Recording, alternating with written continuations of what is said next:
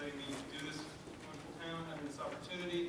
And I promise not to talk too much, and if I do, please make faces at me, and I'll turn it over to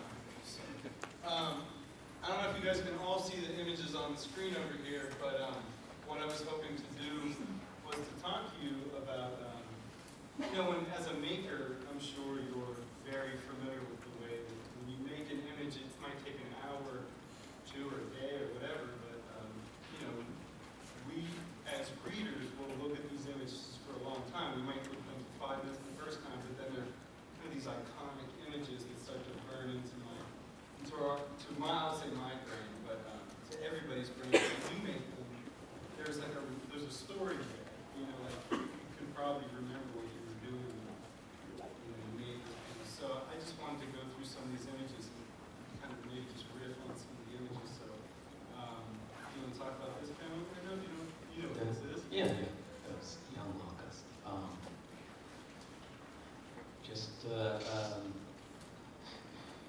Walking down the street. And I remember there wasn't enough in the drawing, so I decided to make it overcast day, add clouds. It's when I'm doing it. It's that simple. I mean, you put the lines that need to go there. I guess them walking shows the innocence of you. Well, it's funny that you say that it's like an overcast day, because to me that adds a lot to the image itself, because with Letty's story, there's obviously a bitter, sweet aspect to the story.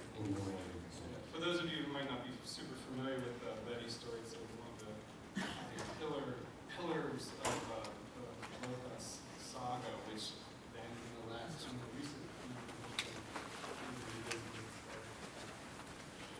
keep going. This is Joey Glass, Hopi's brother, outside the club.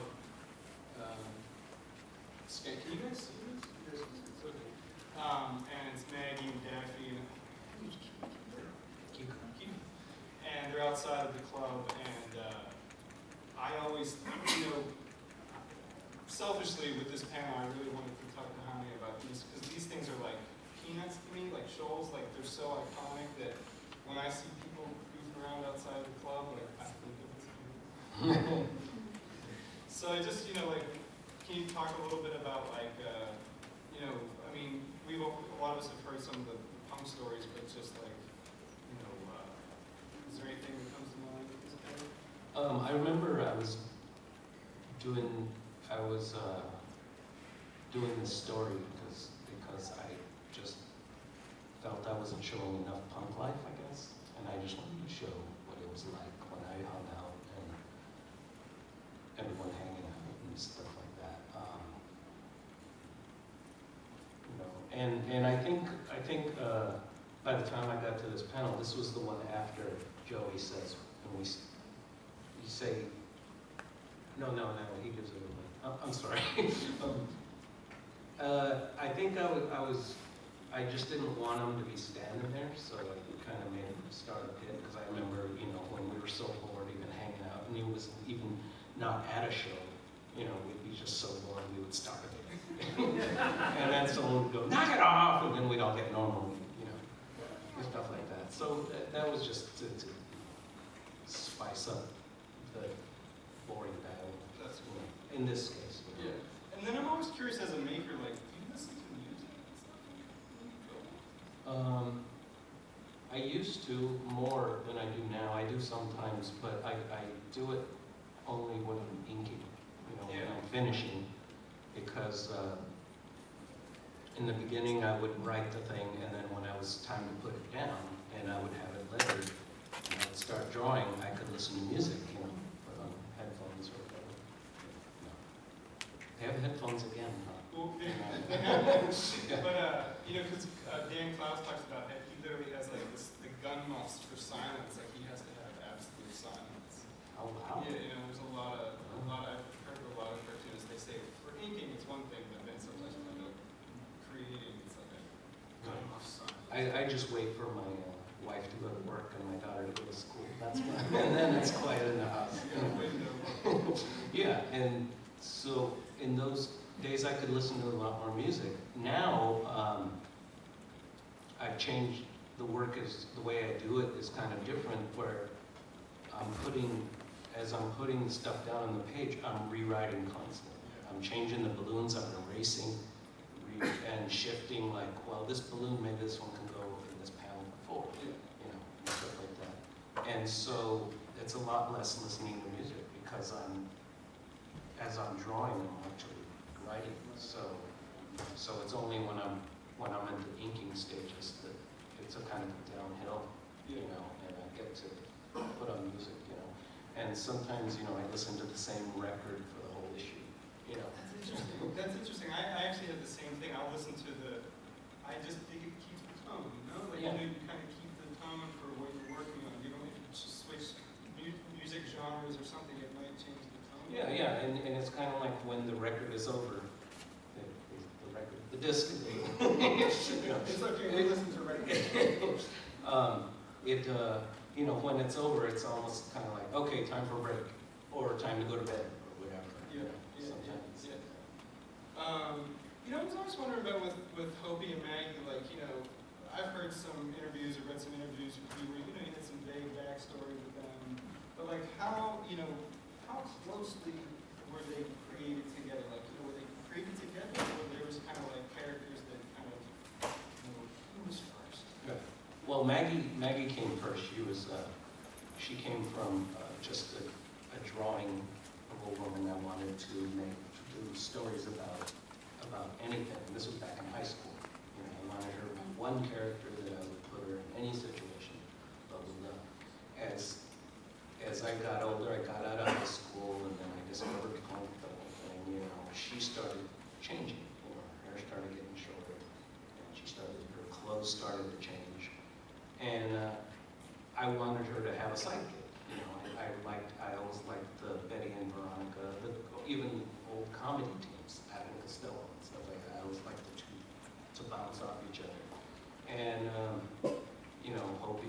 Then I created Hopi, and she was her punk friend. She didn't look like, and I based her on punk girls at the time, that I was seeing. And so Hopi was created for that, to bounce off. I'm trying to have an image of a young Hopi.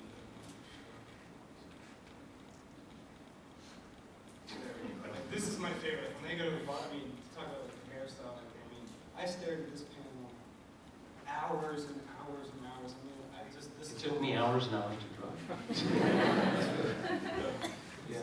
Truly one of my favorite scenes. And then, can you talk a little bit about your Archie influence a little bit? I always like hearing this, I know that it sometimes gets simplified into an Archie riff, you're doing an Archie thing. It's so much more than that, of course. But, this was when I was younger and reading this stuff, this was the story that finally clicked for me for some reason.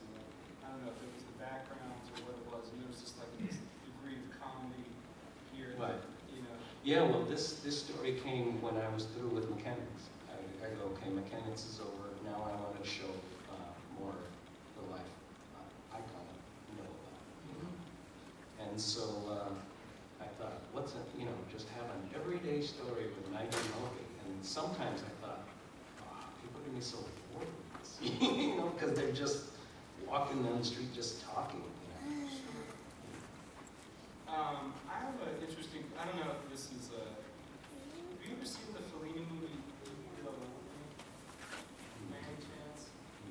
It's kind of like Fellini's autobiographical movie, and at the end of the movie, there's a scene where the camera goes, he's on a train leaving, and it's sort of like him leaving a small town road, and the camera moves, and it shows all the characters in the story at the same time, and this, we all put these things together when we're watching a movie or exposed to art, and this scene to me is so powerful. If you guys are familiar with this scene, this is the end of the Death of Speedy story, and I think it's one of the most powerful scenes in comics, and there's the way that time is presented in this spread, I think is remarkable, and I just wanted to get you to riff on this spread a little bit.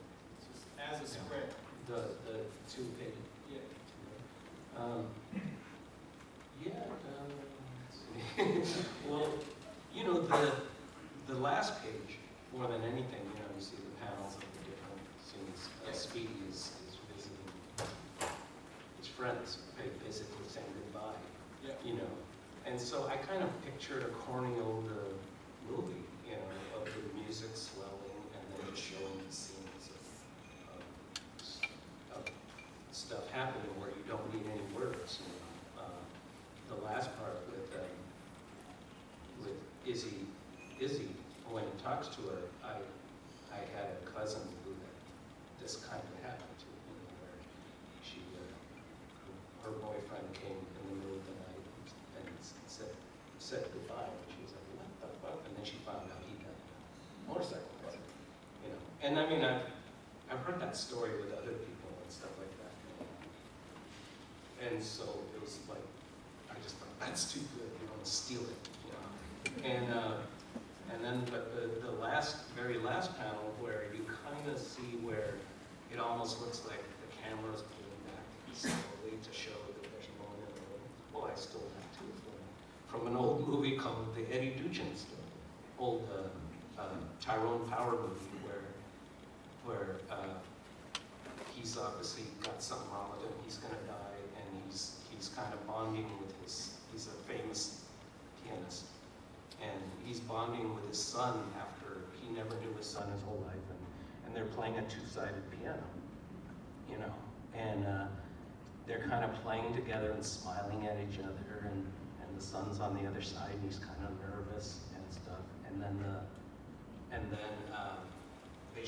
they zoom down to Tyrone Power's hands, and then all of a sudden he goes, you know, the music swells up, he goes like that, and then his hands go back, and then then the shot just backs up, and it's the son just playing, and he's crying, like me right now, and he's playing, and I just thought, this movie doesn't mean anything. I mean, this movie's never been anything powerful, but this ending has always grabbed me. Every time it's on, I want to see that ending, and it's just really powerful, so I stole that too. But I feel that so much in the spread. I mean, I get really emotional in the spread, and like this whole scene. I mean, if you guys haven't read the last few issues of Love and Rockets, where, you know, I don't want to spoil anything for you, but this is the panel you riff on, right? Okay. So this is Ray here at the left. He's in the hospital because Lito's been shot.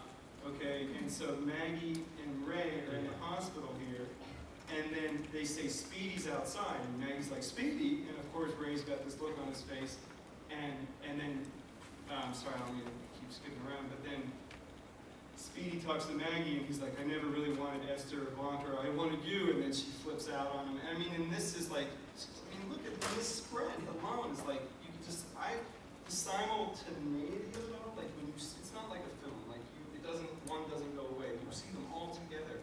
And to me, this is just so powerful. Like, you see their whole history, like right here. And I just wanted to get you to riff a little bit about on, like, you know, the way you'll use the past and the present all in one moment, because in comics you can't.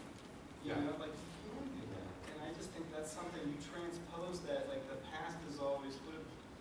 William Faulkner said, like, the past never dies, it's always with us, or something. And like, for me personally, as an author, like, you do that unlike any other artist, because you can do it in comics. It's not film, you know. And then you have such a cast of characters that the way that you're able to do that, to me, is like, I mean, really unlike any other art form. I mean, pretty in author. I mean, so I just, you know, I know that's a mouthful, but I just was hoping maybe you could just riff a little bit on the way you keep the past, you know, alive. Right.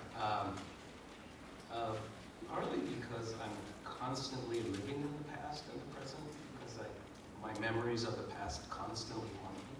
I don't know, in a good way and a bad way. You know, so, and I just know how strong something like that can be, a thought about the past, like how it can create great drama, you know, without being too sappy or something. I mean, that's the fine line, you know, keeping it. I mean, you have this, if if I did that scene wrong where Speedy's crying, going, I need you, it could have been terrible, you know. But I kind of have to trust myself that sometimes I'm going to go over the top, and hopefully I'm doing it well enough where everyone's going to go over that top with me. Because sometimes I think someone might, you know, one person might look at that and go, that is the sappiest, stupid. But that's the way we think, no? I mean, that's the way, I mean, what you're saying with memory is so powerful. I mean, that is the way we all walk around, right? You know, we're all like haunted by our past in some way, but I think that's one of the most difficult things to translate as an artist. And I think, you know, the way that you do it with this cast of characters, I mean, right here to me is such a pillar of what's happening in your narrative. And I get chills just looking at it right now. You know?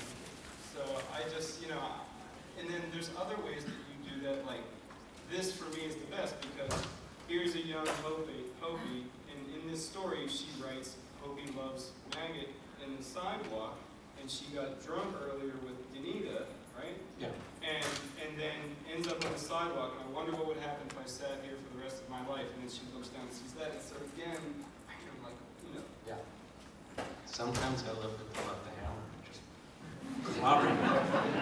And I did that, you know, I've done that recently. Yeah?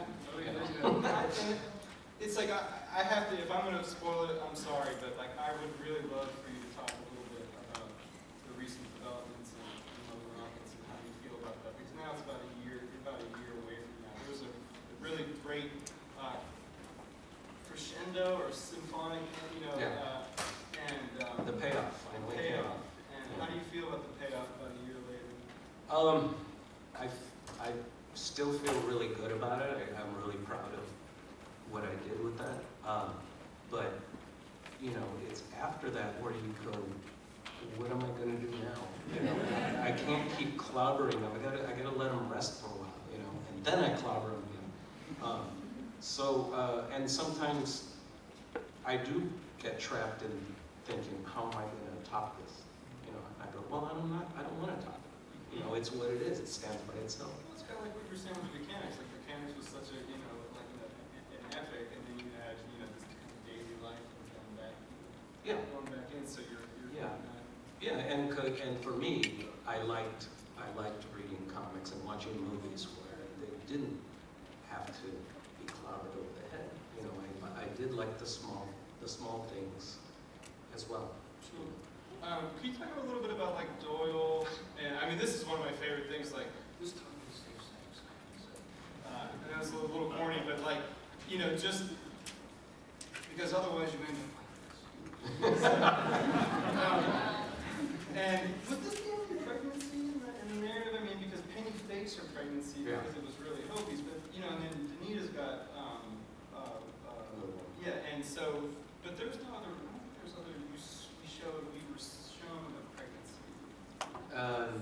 No, and I remember around this time thinking like, oh my God, I have no future. None of these characters are taking us into the future with children and families. Well, I gotta ask. After the big payoff now, like, is there any future, any plans for I'm not gonna say who. But yeah, the question is who, because some of them are almost 50, and it's not that easy to help. So I just wondered if that would be part of it, you know. Yeah, I think about it, you know, when I come to it, you know. I used to avoid the thing of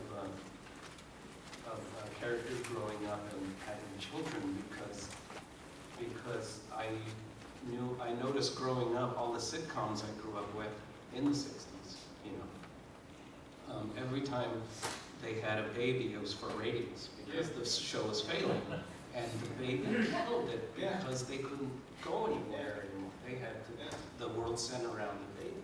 You know, if you watch I Love Lucy, they got away with it because they kept saying, we gotta get out of here. I'll get Mrs. Trumbull to watch the baby. You know, and you never even saw the baby. Maybe he was out of the way. I mean, maybe that's how it was in the 50s or something.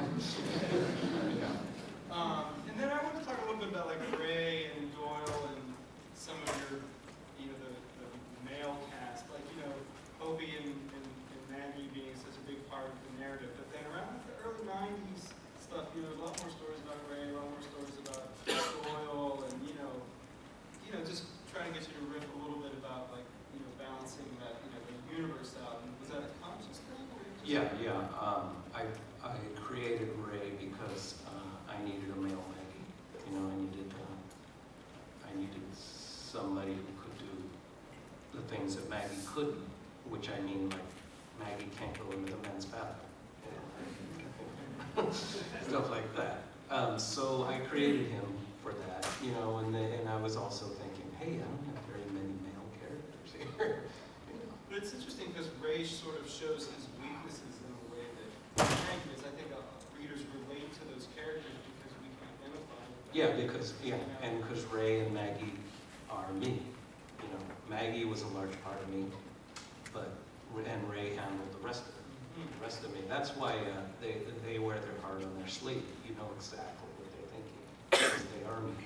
You know, someone like Hopi, in the early days, I gave her thought balloons, and I got rid of them because you're not supposed to know what Hope is thinking. Yeah. You just all you see is her reacting. Yeah, she's tough to figure out. So is Doyle. Like Doyle, like, you know, he really presented as a badass, you know, and just like I just think that, you know, hopping trains and trying to, you know, just live his life was always like he was the.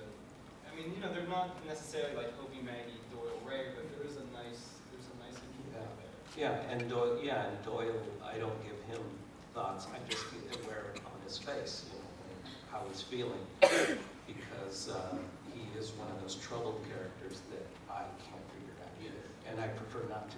Yeah, and then I'm sure some of you may or may not be familiar with this inside baseball talk that we're having right now. Like, I mean, I hope you're familiar enough with Jaime's characters as I am, but, you know, you have such a large cast of characters. I mean, you're take a step back and when you do like the trading card sets or whatever, I mean, you've got like, it's like the Wu-Tang Clan or something.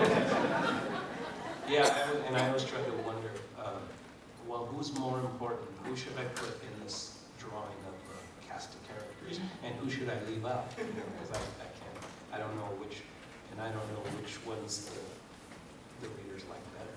You know?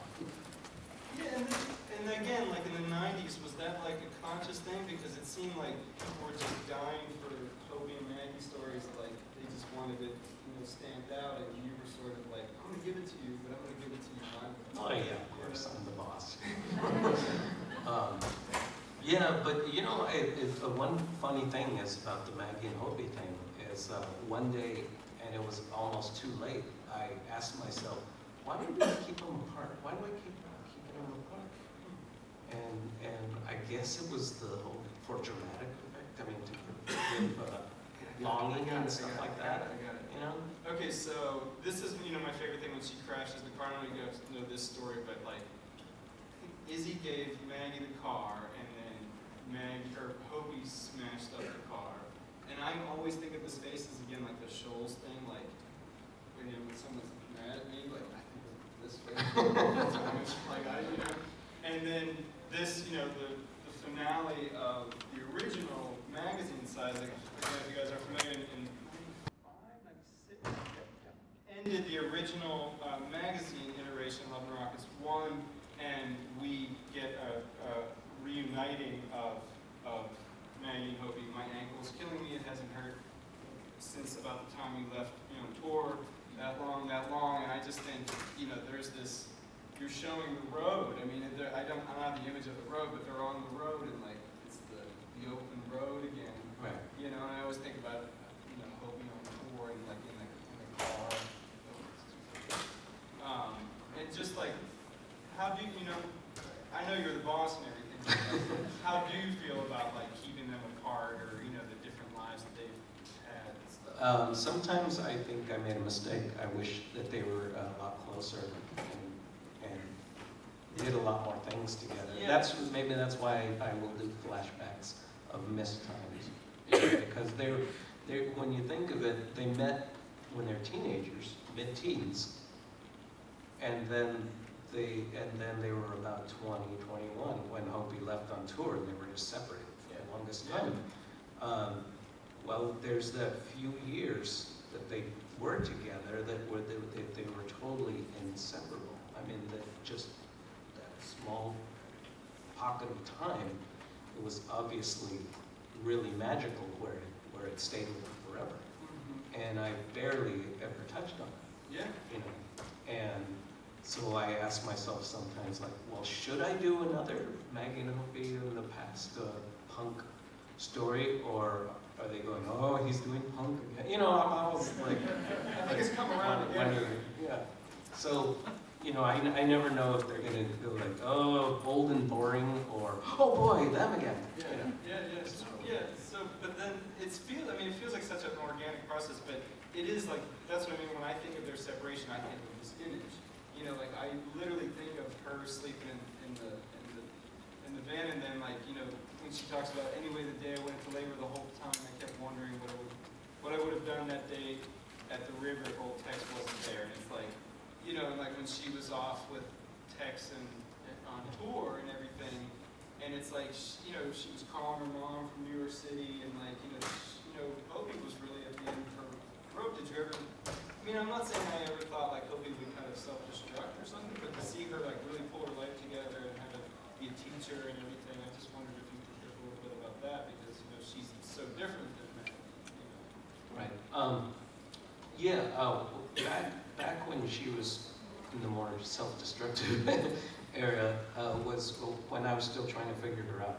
You know, I wasn't sure what kind of person she was, and at the time, the type of people she was based on were kind of people I knew back in punk days, and then they disappeared.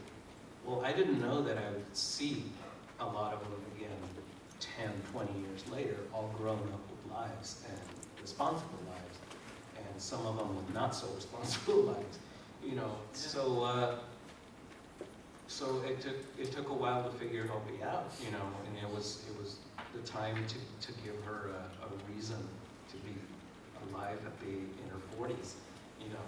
Yeah. It was time to like say, okay, well, what would she do? What, you know, and how would she do a turnaround, and how would she change, and how would she not change? Yeah. You know, so that was fun to do. When I heard you talk at the brothers did a talk at Politics and Prose last night, and I heard you talking about how you didn't really want to be just an image maker. You know, you wanted to be a storyteller. You're a storyteller. You happen to draw well. And do you think of yourself as like an author more, or I know it's a cartoon that we don't split the two. You know? Yeah. You know, I mean, you're one of the most incredible writers, you know, that I know. But I think your drawing ability sometimes, you know, like overtakes right. the and I think your writing is so incredible that I wondered how you never see yourself as like as a writer or an author. Right. Or if you could even I seriously still think I'm a guy who draws comics. You know, I really look at it that way, and what it takes to do my stories is words and pictures. I mean, it's that simple the way I look at it. You know, but recently I did find out that why I always ask myself, why is it when I do an illustration job, I hate it? Or I not hate it, but I don't think it's not satisfying. You know, it's not completely satisfying. put like a little story, like like you talking like a cover of something, or like a cover of New York, or a New Yorker illustration or something. You know, yes, I'm putting the image for the story or the article, but it's not mine.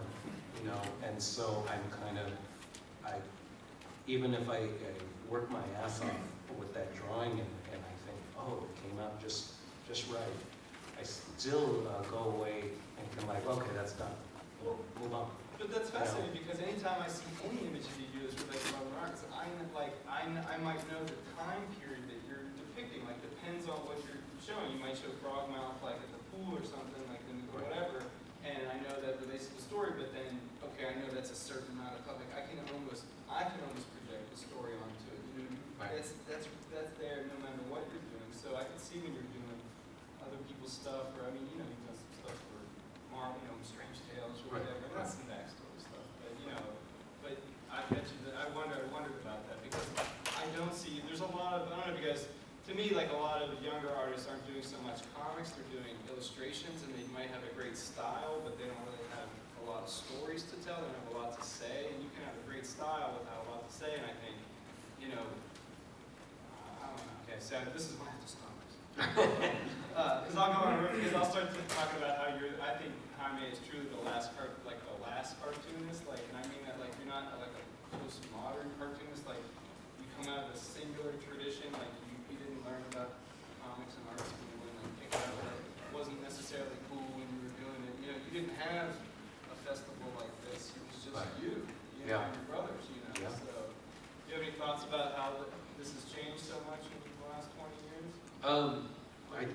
I think it's funny when I think back of, like, you know, now there's, you know, graphic novel courses in universities and stuff like that. Boy, I would have loved to sign up for that class. You know, I remember, you know, on career day in high school, I would get the brochures and I would go to commercial arts because that was the closest thing for me. And I would just get it and flip through it and go, oh well, you know, you know, and then you know, went to junior college and there was like cartooning class, you know. Well, they were there. The guy there was taught you how to be a political cartoonist, you know. And I go, okay, well, I'm getting closer, but not quite, you know. I mean, I always wanted to do comics as you see them, you know. I wanted to do comics that I grew up with, but my own way, you know, and luckily I found that, you know, that we were able to find that, and with a little luck, we were able to continue because there was no support behind it. I mean, you know, there was no alternative market for this stuff. You know, I mean, there was things like Raw and Weirdo, you know, but our comic, we just wanted to do a big comic and what we do stories about what we wanted, and you know, it's pretty cool. I mean, I was naive enough that I didn't have to think about, well, are they going to let me? You know, and cocky enough to go, well, I'm going to do it anyway. That's the part, like, especially those pictures that have been resurfacing recently of you guys like on tour, the three brothers, like he's got a green mohawk, I think, and I mean, it's just like, they were like Black Flag on tour, like there was nothing like them, you know, and just scare the shit out of everybody. It was like, you know, get in the van and see what happens. You know? No, I mean, it's you didn't have a support group, you know, you didn't like, or even a message board to complain about it. Yeah, it was just me and my brother, you know. And I owe a lot to my brother, Gilbert, because he was there and we encouraged each other to do this. And, you know, of course, he was the bigger brother who taught me a lot of what I know. Sure. You know, so.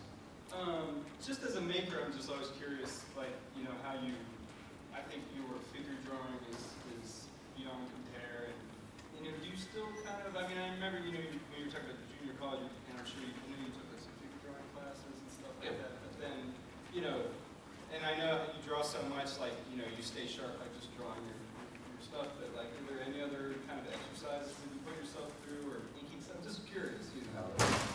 I have to force myself to do a sketchbook. Yeah. I sit there and I go, okay, I'm going to do something. Another guy. You know, and like other artists, they walk the streets with their sketchbook, and then they sit on a park bench and they sketch what they see. That's the most boring thing. And I can't. It's just not me. There's not that kind of artist. But then you do all those con sketches that are like, you know, I don't know if you've. Please go by his table and look at his con sketches, because your con sketches where it's like 9 by 12 piece of paper and you just kind of center a figure, be Maggie or Hokey or something like. Oh, that's for money. I know. but then like you kind of, you know, ratchet it up a little bit, like, you know, there's in that practice in itself. Yeah, no, it is. It is, but I hate to say it, but I do them for money. But of course, I'm not going to cheat. I'm not going to cheat, and I am going to try to do a good job. Of course. Sure, but like in the sketchbook, you might just kind of like, I don't know if I'm this or whatever. So I just mean like those. I've secretly, I really just want to meet people. We'd have to get everybody to scan stuff in. How are we doing on time? Bill, reserve. Any questions from the audience before I keep talking forever? Yeah. And a very serious debate friend who's a music writer, who's talking with music for a while. And we started discussing what is ape-sex sound.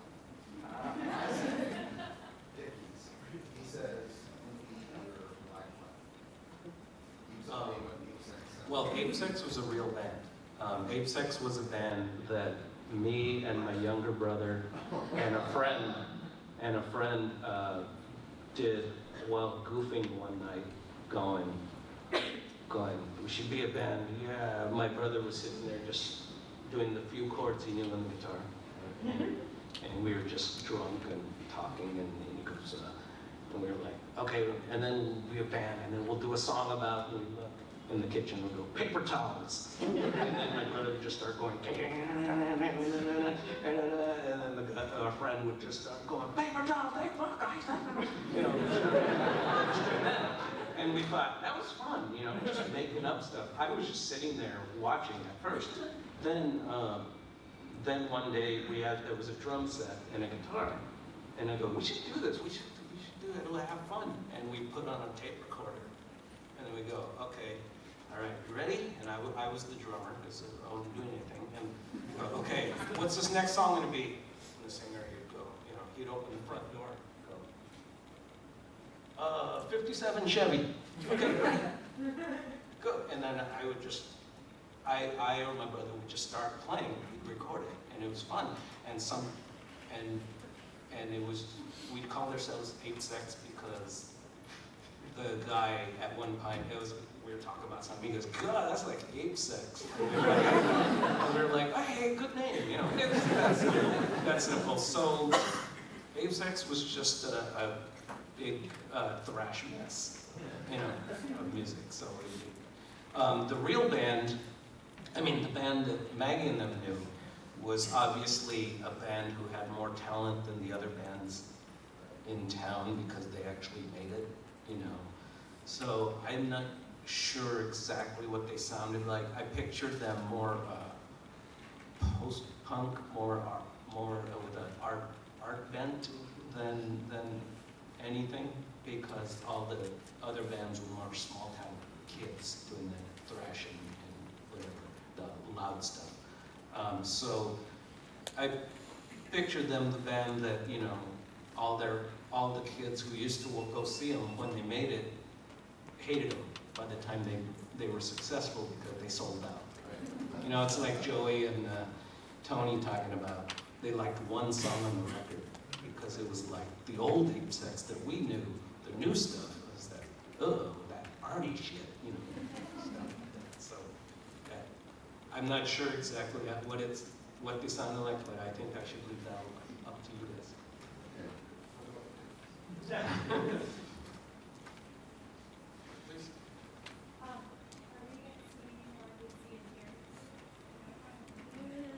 Oh, yeah, one of these days. A lot of times I don't do some of the characters is because I don't have stories for them.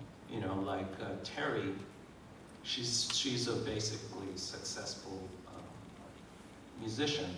I still haven't figured out where and how, you know, where she is. I mean, did she record, you know, with a big label, an independent label? Did she do it herself? You know, I just haven't put a story together for that.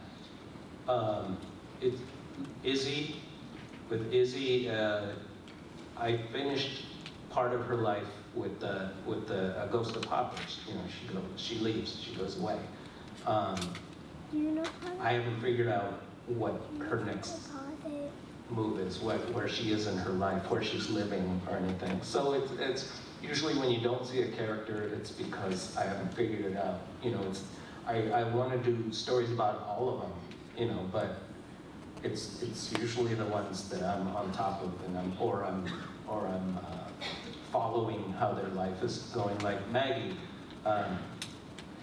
all of Maggie's really long, big stories are by accident. They always start off as something like a single 10-pager, but I like Maggie's character so much that I always want to follow it. Like, okay, she should continue this. I want to see where she goes with this. You know, I want to see her go through every bit of emotion possible. It's almost like I get this crush on her, you know. So Maggie kind of sucks the air out of the room, and everyone else becomes background, you know. And then every once in a while I'll go, I have a Hopi story, or I have an Izzy story, good. And then you don't see any Maggie, or Maggie becomes background. You know, but that's rare. Maggie is just so easy to write. She'll write a story for me, and I'll just, you know, put it on autopilot and watch her go, you know. And that helps with the deadlines and why I've been able to do it for 30 years, you know. If I stuck to concepts and you know, story ideas, I would do this once every 5 years, you know. But luckily, I have characters like Maggie and Ray and a few of the other ones that'll just take it, and I just watch them go, you know. So. Did you hear what he just said? For 30 years. 30 years. Next, please. Would you ever feel that electronic game and would you be willing to direct it? I would love to. You think they're gonna let me? You know, you're only the boss till you start getting, till you start talking to people who think they're the boss, you know, and how much am I willing to give up, you know, of my babies, you know, they're mine, you know, and so, I guess what I'm saying is collaboration has never been my strong point. You know, so it's hard, you know, and yes, I think it would be the greatest movie. Every time I've talked to film people, I end up thinking, well, we don't want to make the same thing. You know, they got their ideas, you know, I got mine, and so, and like I say, I'm pretty stubborn and very protective of my stuff, so a lot of times it fails just because I don't see it becoming at least close to what I like.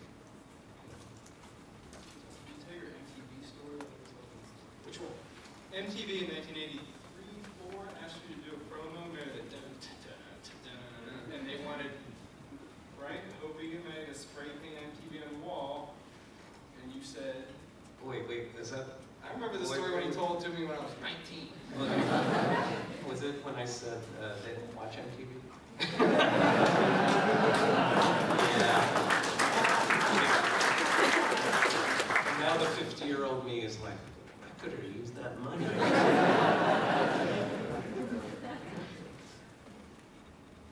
said about the possibility of doing teenage folk rock Maggie Hopi stories that you were thinking about how you would proceed it. How much of that is actually a concern for your creative? Because it should be.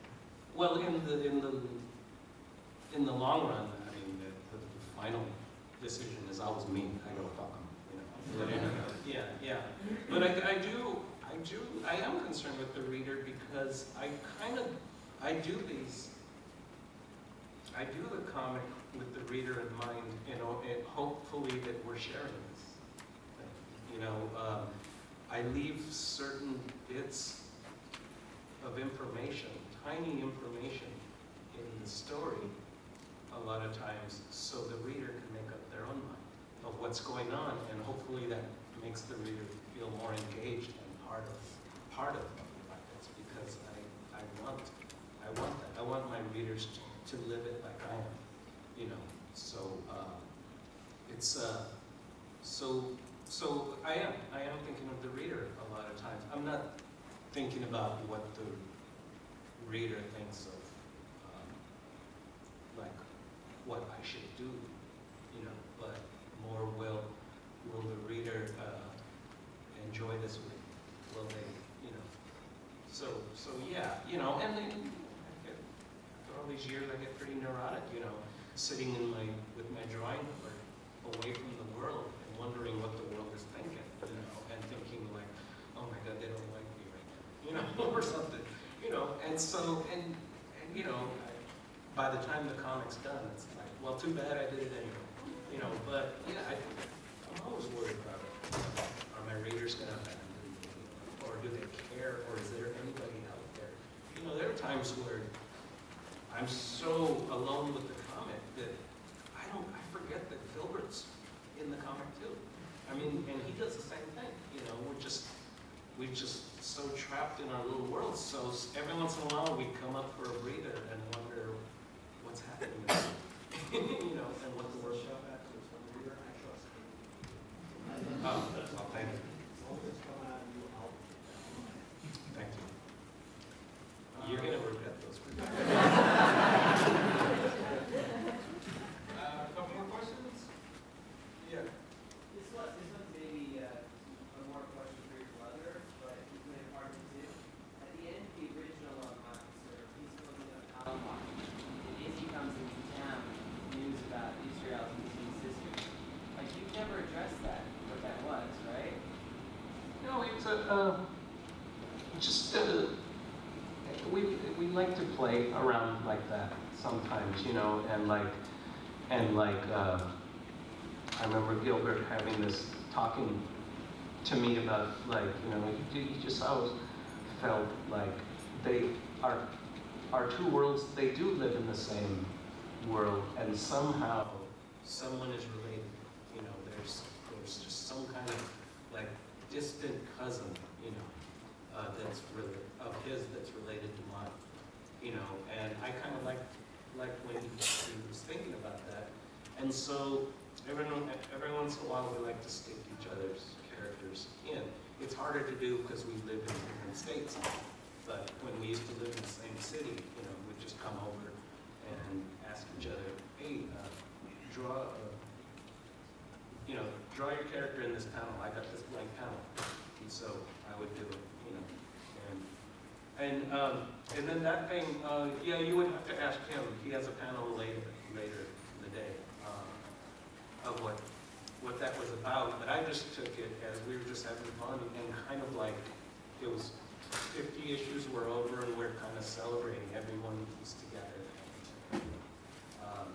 But I, you know, it's funny. I've never asked him what that was about.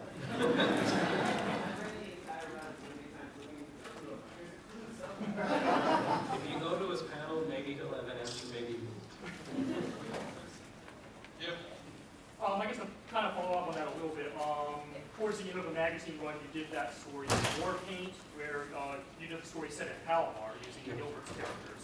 And I just wondered if you could talk a little bit about that. Did you discuss it with Gilbert at all, or did you just sort of surprise him with it, or was there anything? No, they wouldn't do that, or? He did. Gilbert usually has ideas backed up. Sometimes I don't have any ideas up, but he came to me and said, "Hey, let's do an issue where we swap characters. I draw yours," because he had this one old story that he had from way back, and I think he figured out. He goes, "Hey, this would make a good mechanic story," you know. And he said, "So you do one of my characters." Well, I was in the middle of some other story, so I didn't have as much room as he did, so mine was short, really short. But I go, okay, I'll do a story about your characters. I mean, it was just kind of like what I was telling him. It was being playful, you know. Sometimes we were just tired of our own worlds, and we'd go, let's just do this, or let's just do that, you know. That comes less and less now, but it was just to have fun and just to free us from the continuity that was starting to engulf us, you know, of our worlds. You know. Yep. Sometimes the stories just kind of go off this fantasy world or superhero powers or something like that. That I would be agreeable with the story, but also think at the same time. Yeah. First of all, that stuff is doing adding the fantasy elements into it. It's just not fun because I feel like drawing it, or I think, oh, this will be fun. Throw a curve here, you know, for fun. But I'm kind of trusting the reader that they're smart enough to know that this is just like a side part of the real world, but they really do live in the real world kind of thing. It's like I was saying earlier, it's all just fun. It's just what I want to draw at the time, you know. And there's something, it was just something that the comic started out as, is we were just drawing whatever we wanted to, you know, in the beginning. And I kind of keeping that with me, you know, that this is still fun, you know, it's not, I don't have to be so trapped in this seriously real world with all these rules, because Love and Rockets broke a lot of rules in its day, and I just like that freedom, you know, and hopefully it's fun for the reader, you know. If it's thrown some people, I'm sorry.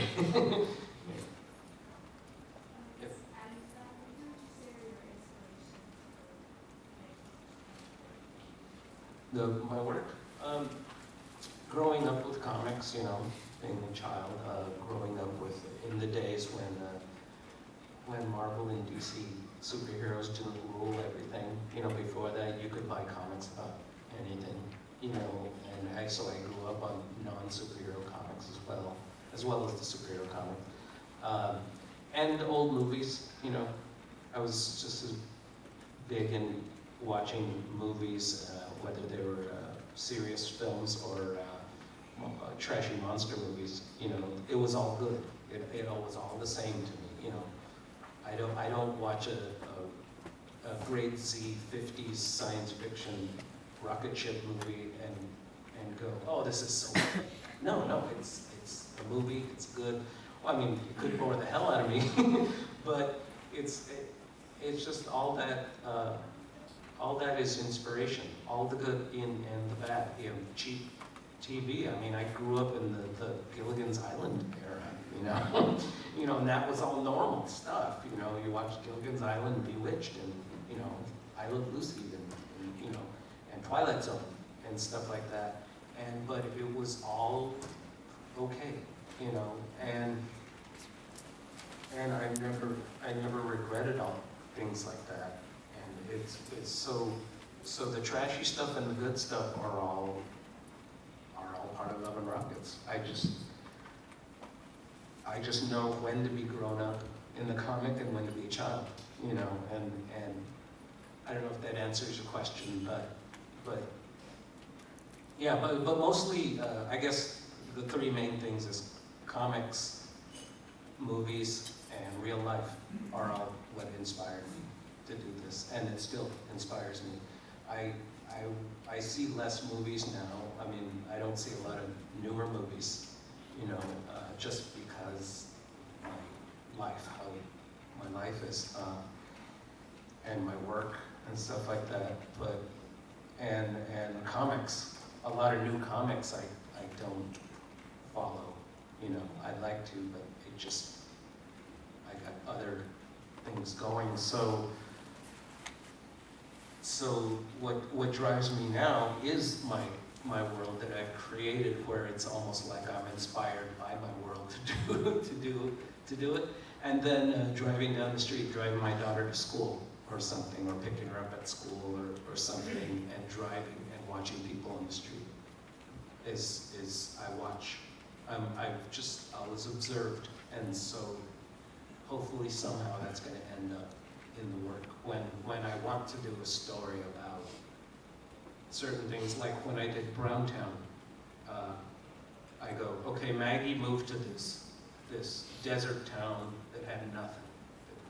Nothing was going on. Well, I just tried to take of what I've seen in the world, what it feels like to be in a nothing town where nothing happens, and I used all that stuff of my whole life, just absorbing that stuff, and I tried to put it in where it would make sense, you know. Yeah, we're actually out of time, so I'd like to thank Jaime Hernandez.